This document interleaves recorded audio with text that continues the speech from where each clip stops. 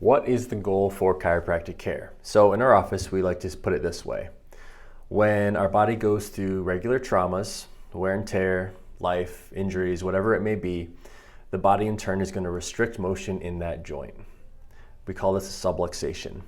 And so why this is so important is because the spine is essentially the link between our brain and our body. And when there's stress on that joint, it involves not just the joint itself, but the surrounding tissue through the spine. This alters the messages between our brain and our body from that point.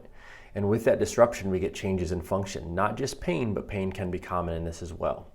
So if you're just starting out, this is where typically we would take x-rays, or if you haven't been in a while, this allows us to physically see signs of stress.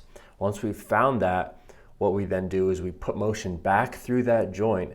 As we restore motion through that joint and we keep it in motion in consecutive visits, that's how we actually support a physiological change through those tissues. Each time we're putting motion into that joint, we're keeping and taking stress off of that joint. That allows brain and body to talk at its best, and the brain can help orchestrate and supply the body with exactly what it needs to move forward in healing. But healing is a process, just like exercise.